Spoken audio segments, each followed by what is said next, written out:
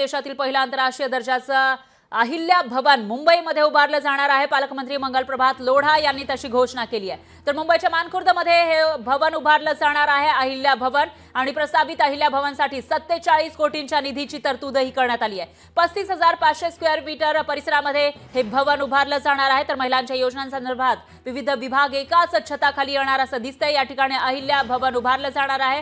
पालकमंत्री मंगलप्रभात लोढा यांनी याविषयीची घोषणा केली आहे। एक्सक्लुझिव्ह अशी ही दृश्य आपण बघू शकतो। हे भवन नेमकं कसं असेल, किती भव्य असेल याचा अंदाज तुम्हाला या दृश्यांच्या माध्यमातून येऊ शकेल। हा आराखडा आहे अहिल्या भवनचा। मुंबईमध्ये हे पहिलं अहिल्या भवन उभारलं जाणार आहे आणि याच अहिल्या भवनच्या छताखाली महिलांबाबतच्या सर्व योजना येणार आहेत। एकाच छताखाली महिलांबाबतचे सर्व धोरण योजना या ठिकाणी आणल्या जाणार आहेत।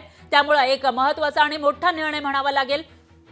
त्याची ही ॲनिमेटेड स्वरूपाची दृश्य आपण बघू शकतोय, आराखडा आपण बघू शकतोय। मुंबईमध्ये उभारला जाणारा हे जे अहिल्या भवन आहे ते नेमकं कसं असेल याचा अंदाज आपल्याला या दृश्यांच्या माध्यमातून येऊ शकेल। दरम्यान या विषयी अधिक माहितीसाठी आपले प्रतिनिधी चेतन नलावरे हे फोन लाईनवर आपल्यासोबत जोडले गेले आहेत। चेतन, काय सांगाल, मुंबईमध्ये पहिलं अहिल्या भवन उभारलं जाणार आहे, काय अपडेट्स आहेत याविषयी?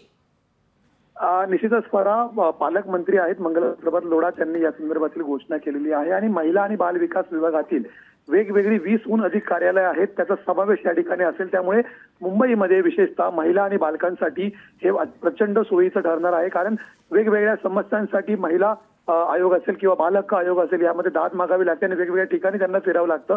मात्र आता या सर्व समस्या आहेत त्या एकाच छताखाली सोडवण्यात येणार आहेत। त्यामुळे या अहिल्या भवनच्या माध्यमातून कुठेतरी महिला मतांना आकर्षित करण्याचा प्रयत्न सरकार करत आहे हे स्पष्ट दिसून येत आहे। फरा निश्चितच चेतन, धन्यवाद तुम्ही दिलेल्या या सविस्तर माहितीसाठी। तर येणाऱ्या काही दिवसांमध्ये विधानसभेच्या निवडणुका आहे आणि त्या पार्श्वभूमीवर महिलांना आकर्षित करण्यासाठी एकतर माझी लाडकी बहिणी योजना सुरू झाली आणि दुसरीकडे आता अहिल्या भवनची घोषणा झाल्याचंही दिसतंय।